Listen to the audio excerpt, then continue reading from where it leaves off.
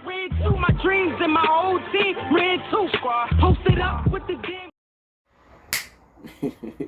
What's good, YouTube? It's your boy Angelo's World. Welcome back to my world. Today we're going to be reacting to the tragic story behind Ryan Dunn's fatal car crash. By Tragic Stories. Is that their name? By Disaster Stories. Never mind. My bad, y'all. Man, let's check this video out together. If you enjoy this video, smash that like button, and let's get straight to it, man.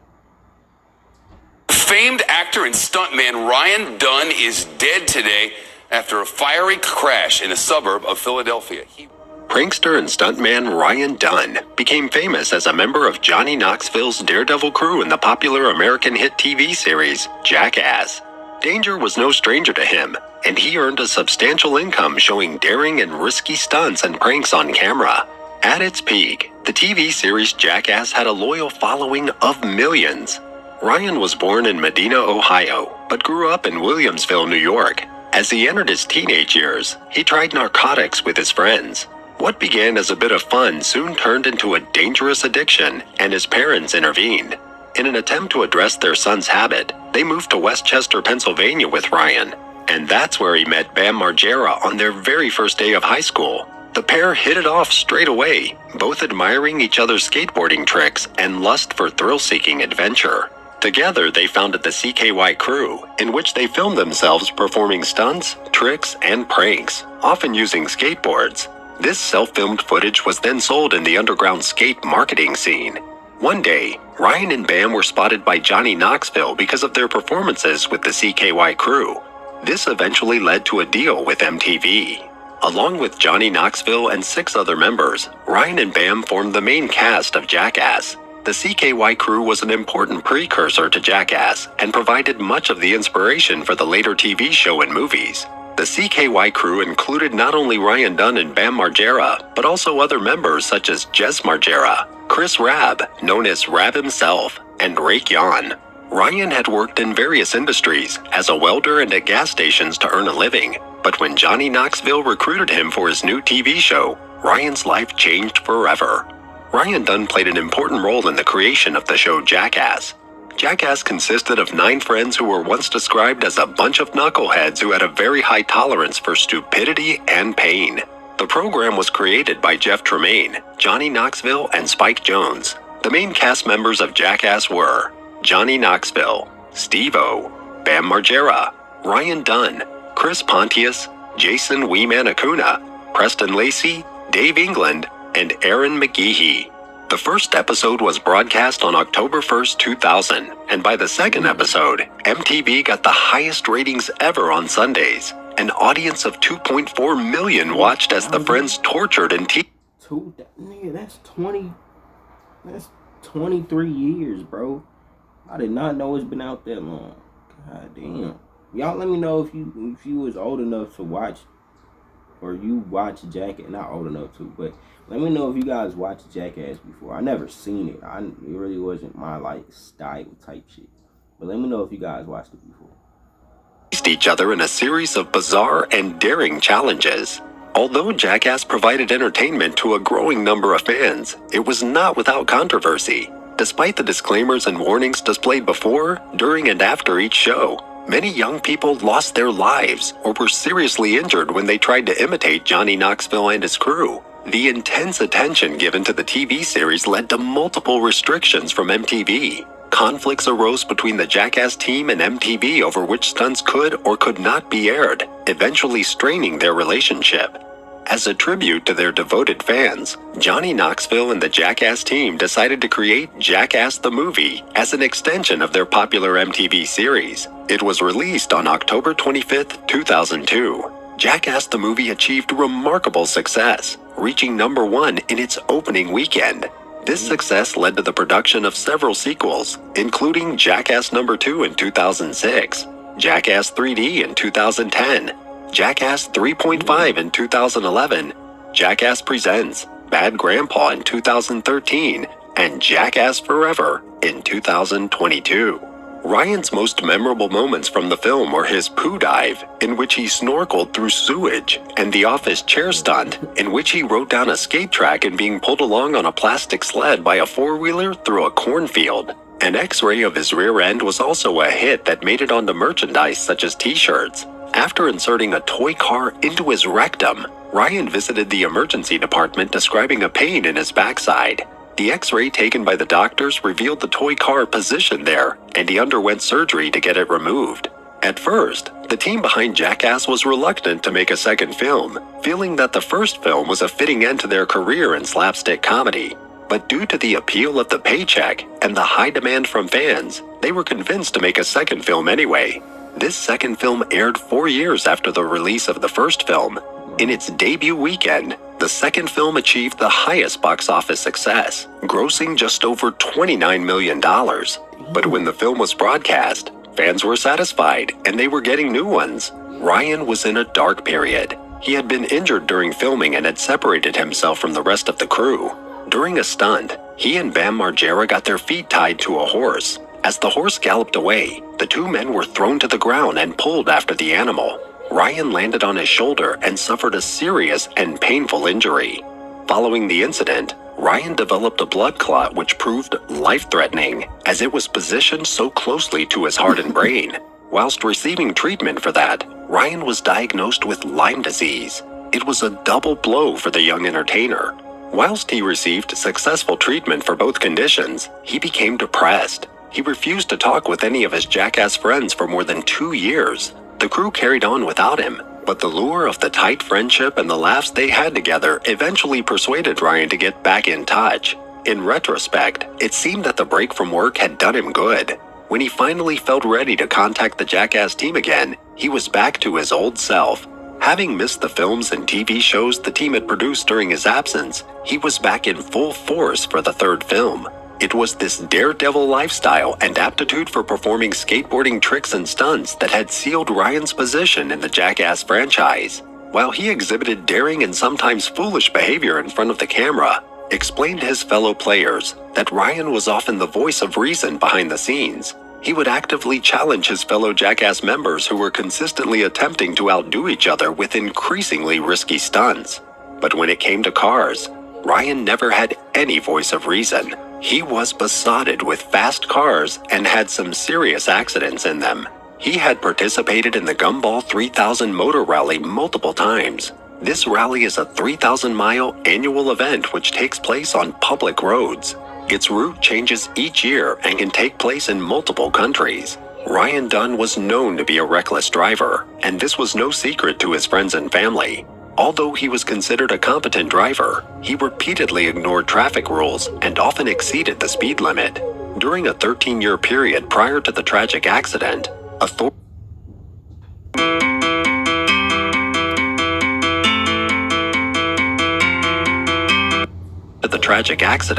authorities had fined him no less than 23 times for various traffic violations. These violations were all related to his driving and included situations where he drove despite a driving ban, repeated speeding, as well as some instances where he was behind the wheel under the influence. Ryan had once been involved in a serious car accident in which he overturned a car 8 times. His best friend Bam Margera was also in the car at that time. He flipped me in a car 8 times at the same exact spot in 1996, Margera revealed.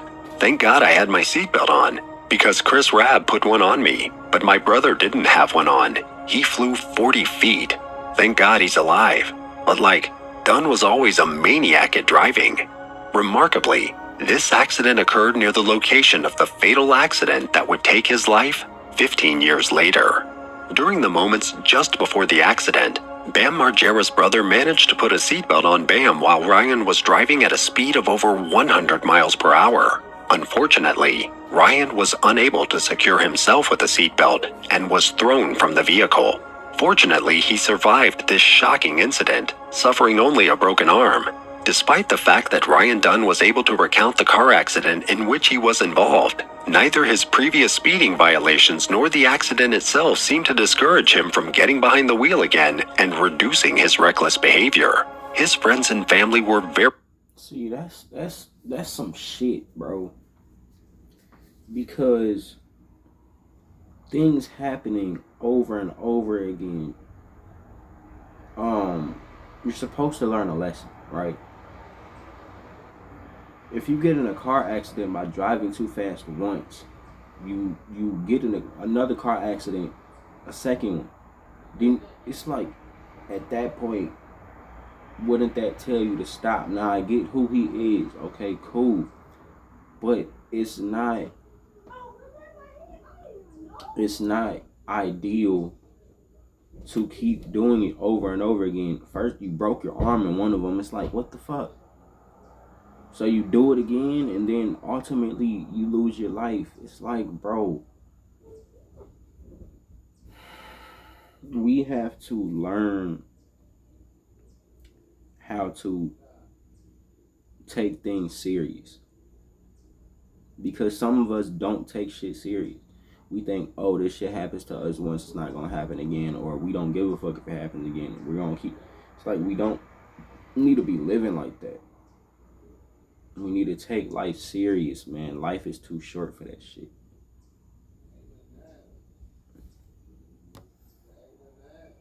Concerned about his driving and feared that one day he would be involved in another serious accident. In particular, April Margera, the mother of his best friend Bam, had repeatedly told Ryan to drive more carefully and slowly.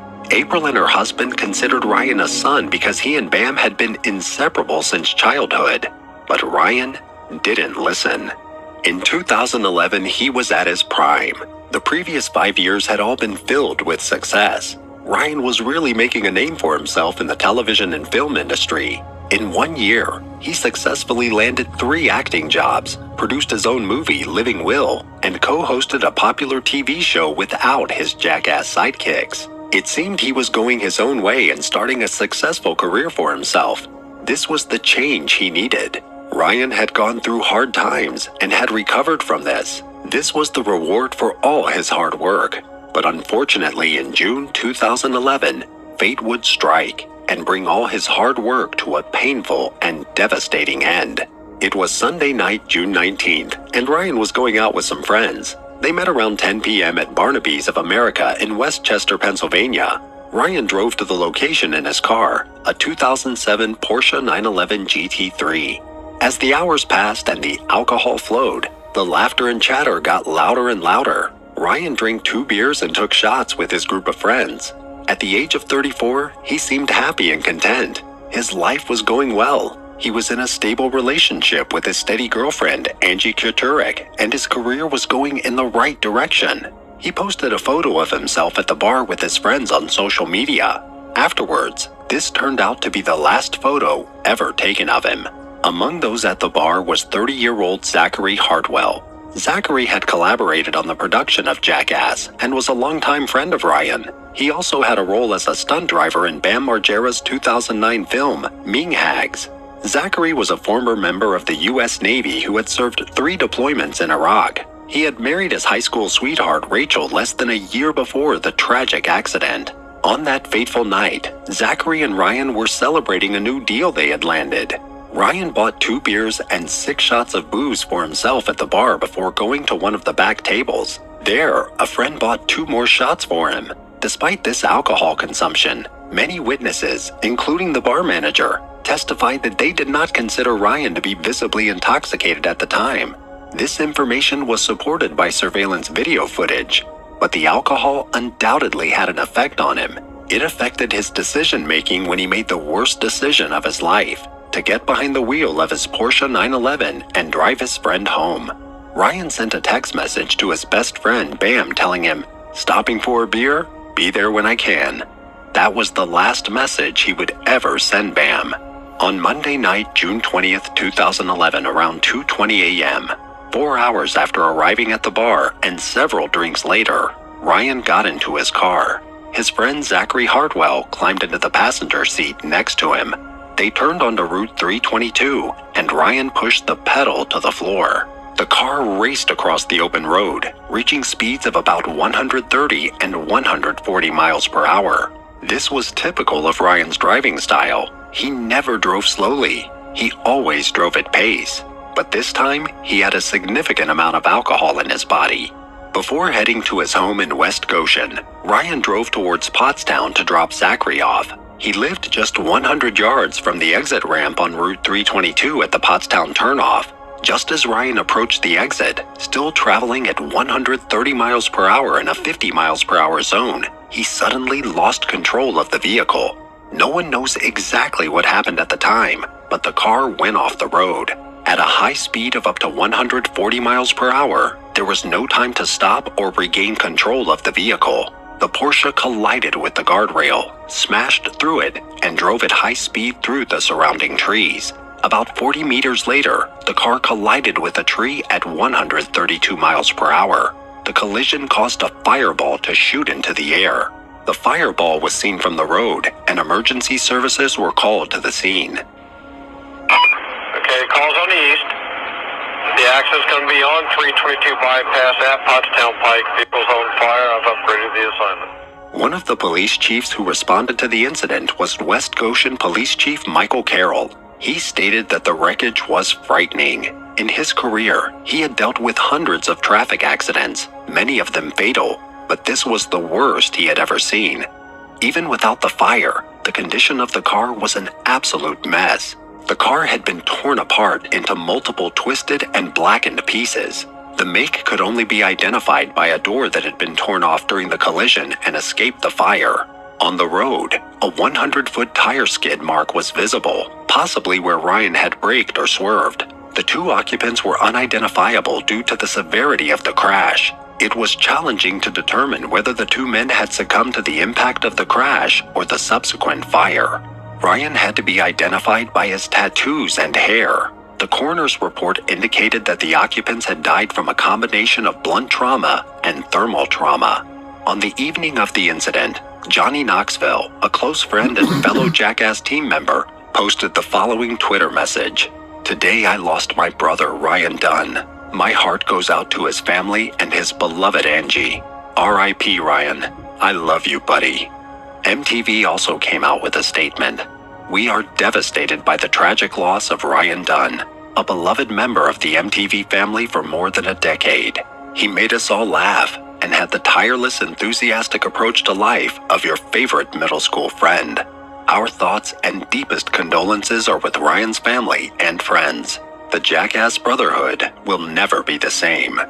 It soon became public that Ryan had been at the bar before driving that night. Soon there were accusations on social media that he had been driving under the influence. It was a terrible time for his and Zachary's friends and family, not knowing what had caused the accident. It wasn't until weeks later that a toxicology report revealed that Ryan had a blood alcohol concentration of 0.196, which was more than twice the legal limit of 0.08 in Pennsylvania. Friends who knew Ryan and those who had been with him at the bar that night were shocked at the toxicology report. Some of his friends claimed that he wasn't a big drinker, and he didn't appear intoxicated at the bar. It was not the first time Ryan drove under the influence of alcohol. In 2005, Ryan was caught driving under the influence by police, which put him in a probation program for his first offense. This program offered him the opportunity to have his criminal record expunged if he behaved properly. In addition, he received a 12-month driving ban for this offense. But despite this warning and the relatively mild consequences, Ryan still drove under the influence of alcohol again, which ultimately had catastrophic consequences. After the tragic passing of Ryan Dunn on June 20th, 2011, a private memorial service was organized to honor him. The service took place in Westchester, Pennsylvania, and lasted for more than 4 hours.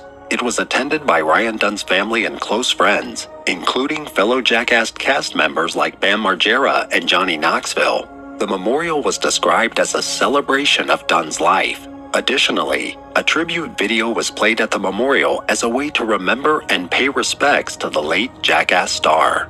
Ryan's private funeral took place in his home state of Ohio, and it was attended by family and friends. Zachary Hartwell's funeral was held as part of a private memorial service on Saturday, June 25, 2011, at the Smith & Boyd Funeral Home in Westchester, Pennsylvania. The service was attended by friends and family. In August 2012, Zachary Hartwell's parents filed a lawsuit against Ryan Dunn's estate. They claimed that Barnaby's Westchester was negligent in serving Ryan Dunn, given his visibly inebriated state at the time of the incident. In addition, they alleged that Ryan acted recklessly and negligently by operating a vehicle while under the influence of alcohol, with an emphasis on driving at dangerously high speeds. They demanded unspecified damages, citing the great loss they had suffered, including their son's guidance and companionship. In addition, they also demanded that Ryan's estate pay costs related to Zachary's death, such as funeral expenses. Further, Zachary's parents filed a claim on behalf of their son's estate, arguing that both Ryan and the bar should be held responsible for the pre-impact anguish, pain, and suffering Zach had endured leading up to his tragic death. In addition, they wanted compensation for the wages Zachary allegedly earned during his lifetime. Ultimately, the lawsuit between Ryan Dunn's family members and Zachary Hartwell's parents ended with a settlement. The outcome was not publicly announced. The loss of Ryan Dunn was a devastating shock to everyone who knew him, especially his best friend Bam. Visiting the crash site the day after the accident, Bam broke down in tears. He had been in Arizona when he received what he described as the worst phone call of his life. The loss of his friend and co-star nearly tore him apart, leading him to heavy drinking. He had faced issues with alcohol in the past, but the loss of the person he considered a brother significantly exacerbated his struggles with alcohol abuse. Over the next decade, he experienced a series of challenges, including multiple stints in rehab for alcohol misuse, legal troubles that resulted in arrests following altercations with the public, the breakdown of his marriage, the loss of custody of his son, and strained relationships with his family members. His relationship with the Jackass crew deteriorated, ultimately resulting in his dismissal from the team. The rift stemmed from his struggles with substance abuse, and he notably challenged Johnny Knoxville to a bare-knuckle fight. This period appeared to be marked not only by the loss of a close friend, but also by a loss of control, as he lashed out at those who cared. Although Ryan Dunn had tragically passed away in a car accident at the age of 34, he had lived his life to the fullest. He had successfully turned his daredevil stunts into a source of income and gained popularity both on and off screen.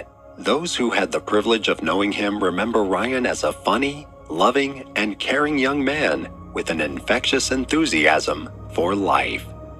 Thanks for watching this story. Don't forget to like and subscribe and turn on your notification bell to stay updated on more similar videos. We would love to hear your thoughts, so feel free to share your comments below. Until next time. Man, this video is sad, bro. It's like, that's why you gotta take things into consideration, man. Like,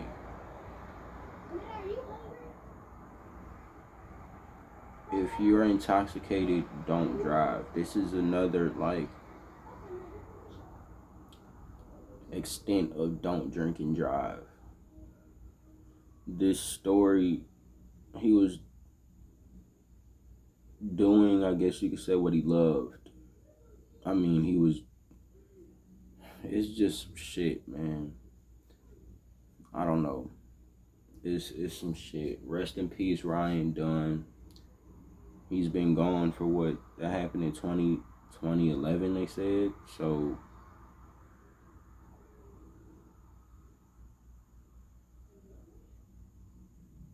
what is that? 10, 12 years now? Rest in peace, Ryan Dunn. If you guys enjoyed this video, smash that like button. Comment down below what other videos you guys would like to see. And if you don't want to miss any other videos, go on ahead and smash that subscribe button and turn on that post notification bell. And while you're at it, go check out my very last video, the story of steroids in WWE. It's going to be right here. Go check that out. And I'll see you guys in the next video. I'm out.